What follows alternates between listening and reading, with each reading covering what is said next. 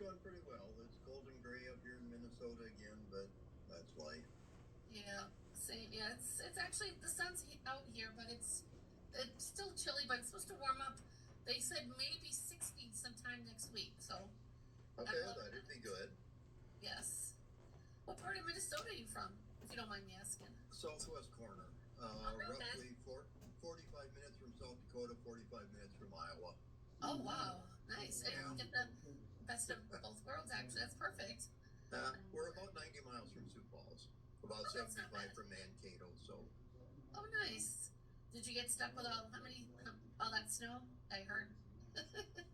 we didn't. We got maybe a couple inches of snow, but it was blowing so much that, there's places where it's bare and there were, 1 foot snowdrifts in places. That's not bad. Yeah, Yeah. it happens. Exactly. Well, thank you for allowing me to do this podcast with you. I really appreciate it. No Um, problem. I just wanted, just if you could just give me like a little introduction about yourself, like your career. How did you become an actor? Like, what inspired you? What muse did you have? I'm curious. Well, my name's Daryl Hrdlicka. I live in Westbrook, Minnesota, about 100 miles from where I grew up. I just started moving west and stopped here. I've been an actor since high school. I actually lettered in drama, so that's something. And then I did a couple of plays, summer theater after that, and then didn't do much until about 22 years ago, I think, when I got involved with the Laura Ingalls Wilder pageant in Walnut Grove, where we tell the story of, Laura and when their family moves there. And it's a lot of fun to do. And I got back into acting, and then about 10 years ago, a man in a local city, Owatonna, needed extras for a zombie movie.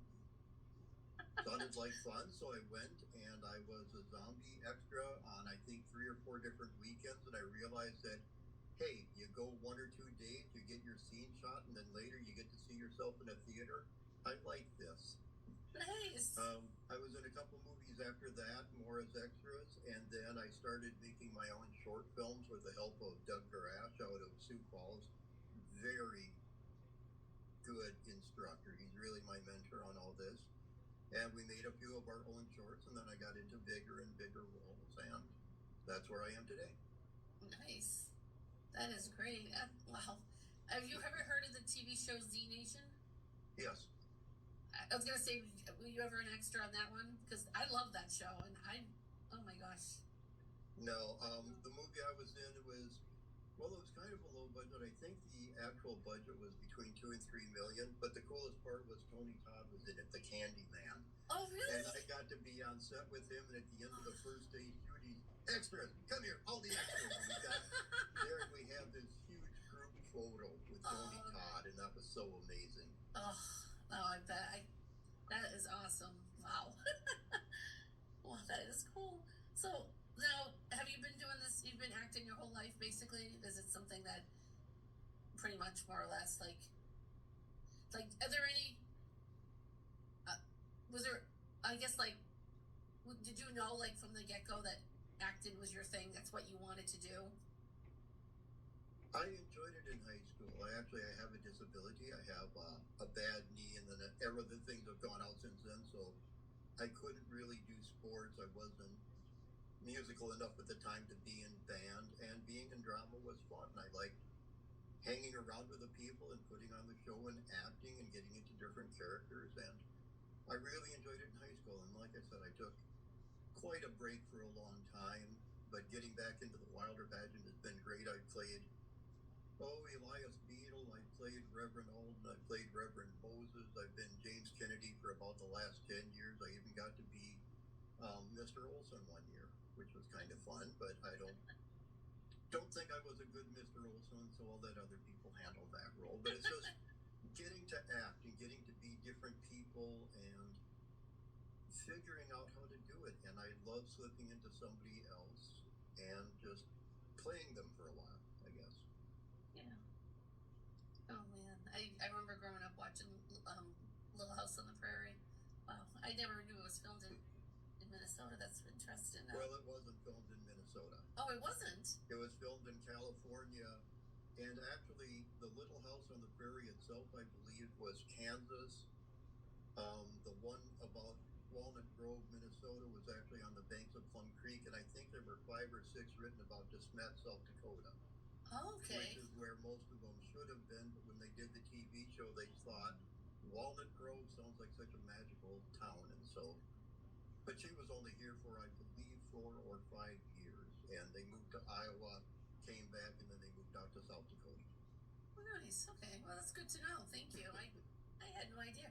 I thought everything was filmed in Minnesota for some reason.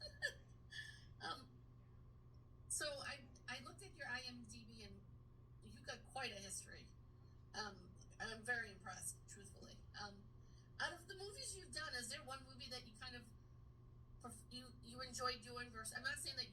Like, what movie did you really have fun doing? Like, what was if you had to pick one? I think the one I had the most fun with was Loon Lake with Ansel Faraj. He's actually out in Hollywood, well, Los Angeles. And he came up here because one of his frequent collaborators is from by Worthington, about a half hour away. And there's a local legend about the cemetery out at Loon Lake where a witch is buried. And if you step over her grave 3 times, she comes back for you. Wow. And they decided to do a movie based on that folktale, and I think it's a really good movie. And I got to be the barfly. Me and a fellow actor from Sioux Falls, we've done a lot together. We were the bartender and the barfly, and this new guy comes in and he's, oh yeah, I was just out going there. I found a cemetery. We look at each other and it's, wow, which one? And so we get to play the locals who know the history of everything, and we're stringing him along, and it's, Alan, supposed to be a witch buried up there. I hope you were kind of careful walking around. And that was such a blast, and we actually filmed it on my birthday. And so my birthday in 2018, I got to sit in the Round Lake American Legion drinking near beer, making a movie. And that was so much fun. Oh, wow. And now, is this this Loon Lake, is this like the most recent one that came out, or is this, how old was this one? That was 2018. The most recent that's come out, I was an extra, that was The Painter. I have worked with that director on 3 or 4 other movies, and one of his, The Cross, I had a pretty large role. It's based on his actual grandparents who were French Canadian Catholics who moved to small town Iowa in the 1920s. And they aren't really liked, and the Klan is big at the time. And I play the apathetic sheriff, and I like the people, but I'm not going to stick my neck out for them. And it's a good role because I'm trying my best to protect them, but I'm not going to take on the whole town. And so it was a lot of fun. I think I was in 5 or 6 different scenes, and I really love the way that turned out. And that is called The Cross, and that's by Michael Gerard White. And again, the last one, I was just an extra, but I like working with him. So if he wants me to drive 2 hours to be at a dinner table, that's fine. I'll do that. You know, you work with the people you know. Exactly. No, that's great. Wow. Now, have you ever gone out? Have you ever had to fly out to Hollywood at all? No. No, I'm not that important. Oh. Oh wow, but to me, you're amazing. I mean, that's quite an accomplishment. I mean, all these films you've done, even being an extra or whatever. I mean, that's wow. It's just even little scenes. That's amazing. Now, can you tell me a little bit about this most recent one that you're in? Oh, excuse me. The Painter is another one of Michael White who said it's about set in the 1920s again. It's a rich family, and the wife is bored, and she thinks they need some artistic presence, and so she hires this painter who is still kind of shell-shocked from the war to live in the guest house on the estate, and of course he falls for the daughter who's a ballerina. Of course. And who, you know, there's the rich family that she should marry our son. That's actually the role I tried out for, is the father of the Excuse me. But and it's a very good story. I haven't seen it yet. They're working on a distribution deal, and I wasn't able to go to the premiere. They're usually down in Iowa, and it's about a 3-hour drive. It just depends if I can make it that day or not. Okay. But it will be coming to, I think, Amazon, because most of his are on Amazon, or he'll do other distribution deals. I was also in, let me check here, I think I was in 2 or 3 other feature films that were shot last year, but they haven't come out yet. They're in post-production. Sioux Falls, there was one called Killing It. There's another one called Land of Many Birds.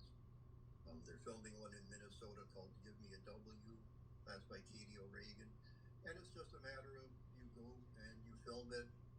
At some point it's done. At some point it's in post-production. With my own movies, I know that is the most nerve-wracking time because it can take months up to a year to get a good final cut of the movie.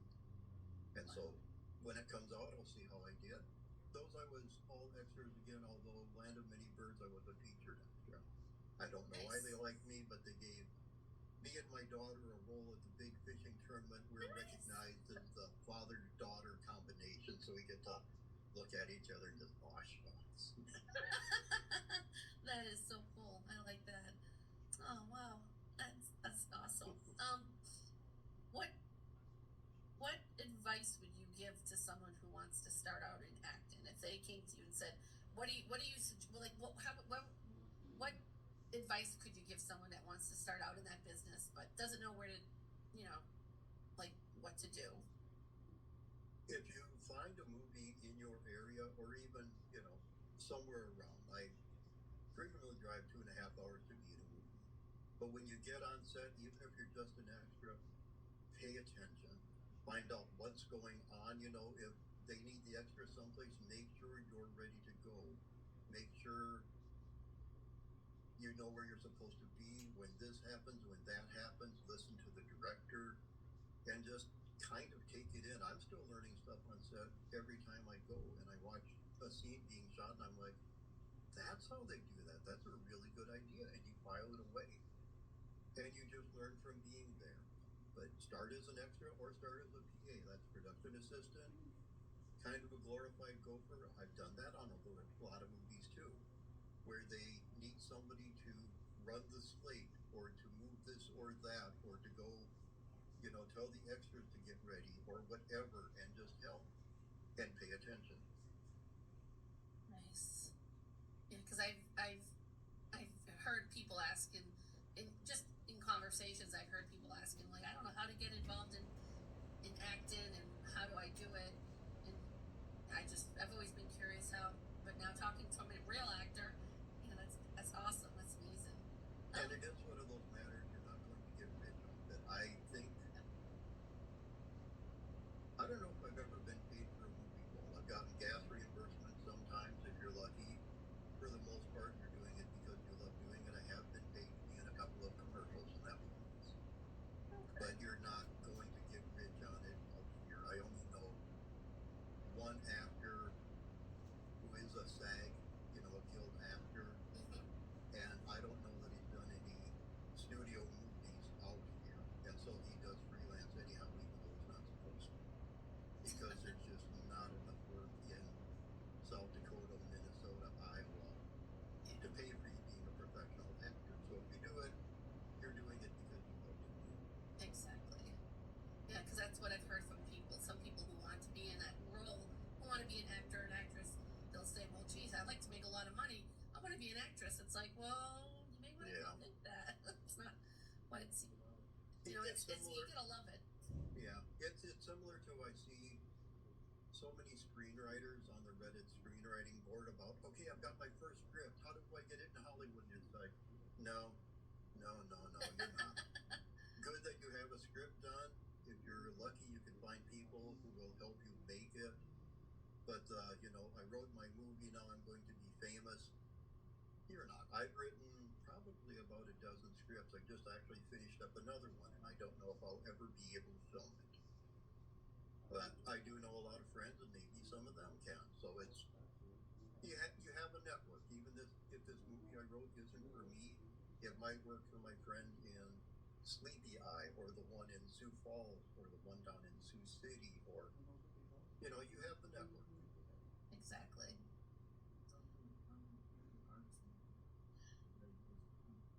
Now, I had another question, just escaped me at the moment. Oh my gosh. Have you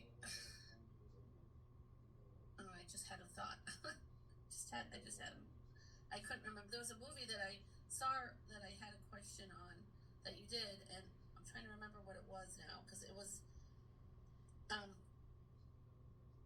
Pale Dawn. Oh, okay.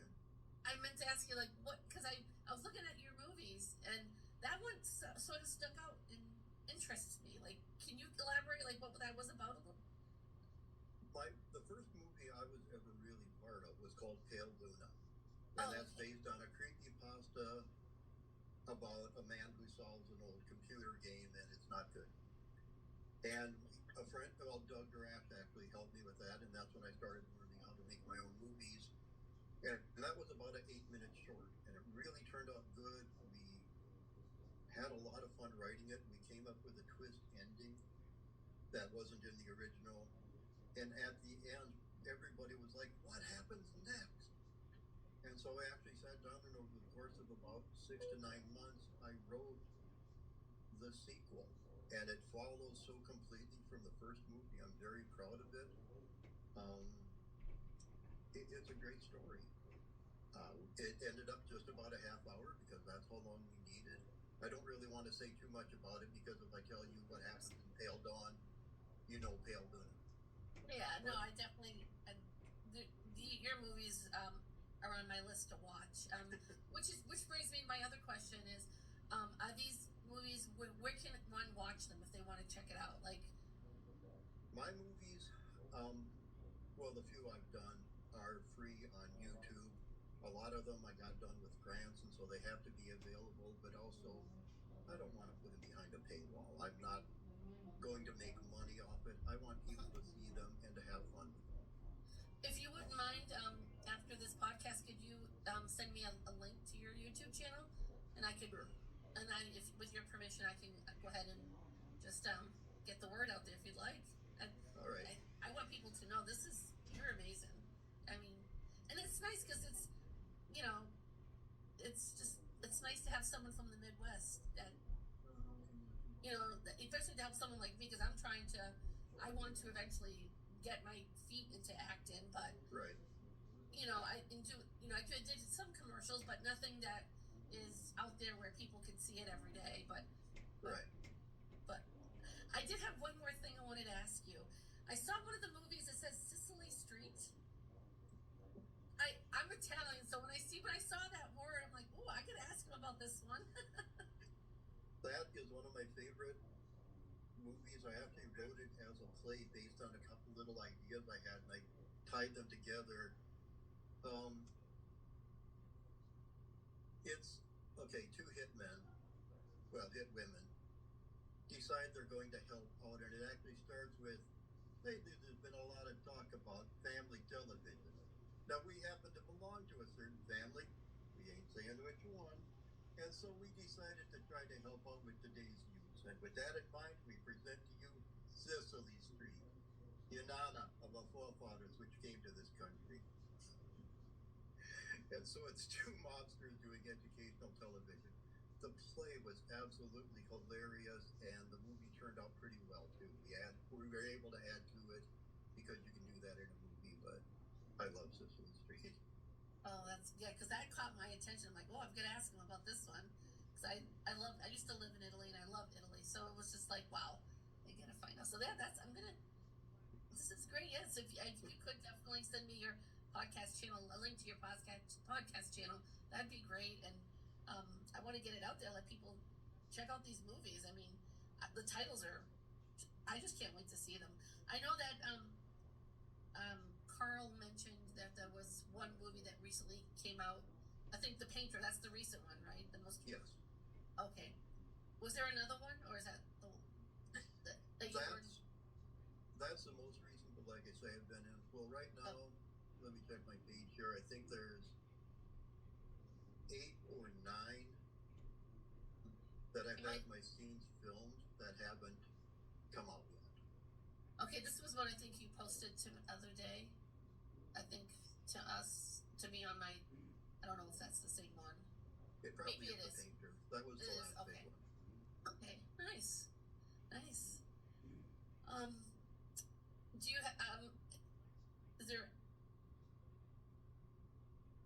is there anything, any other more? Are there any future plans in the work for any more movies?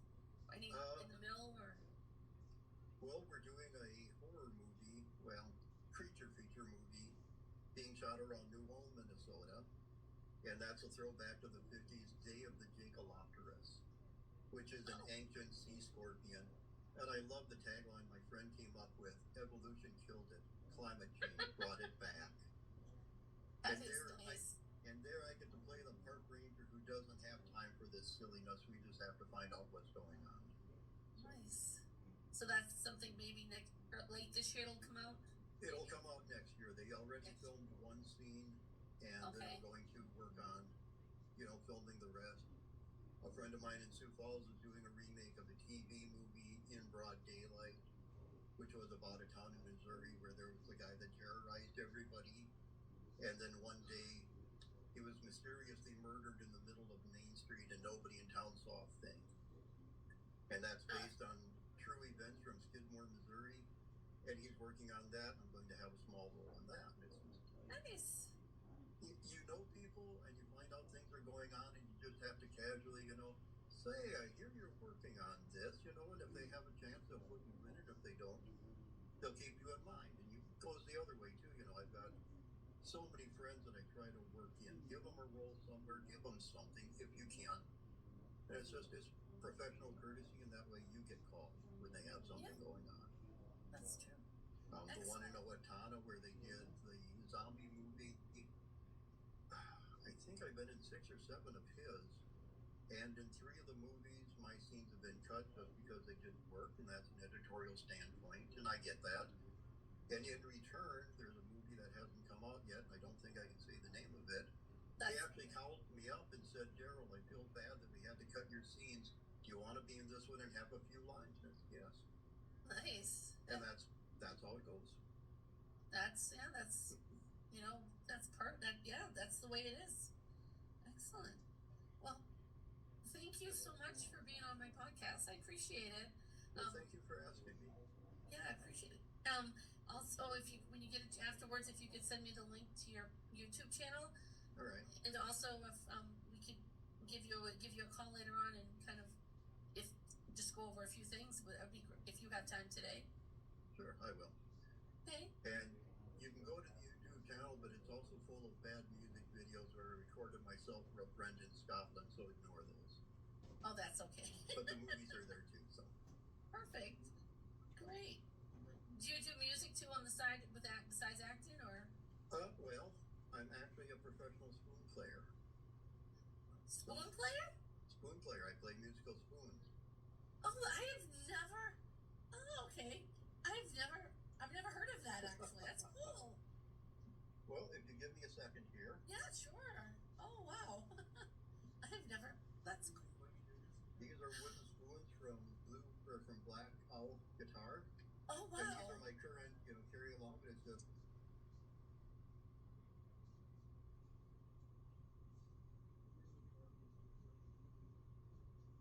Oh. You just tap out the rhythm. And I actually wrote a book about it that's for sale, just so I could say play them. I wrote the book on it. Nice. So you can find out how to make and play the musical spoons. That's on Amazon. Excellent. Thank you. And again, I thank you for being on my podcast today. I appreciate it. I really do. Thank you. And we will we'll give you a call later. All right, sounds good. Thank you for having me. Thank you. Have a good day. You too. Bye-bye.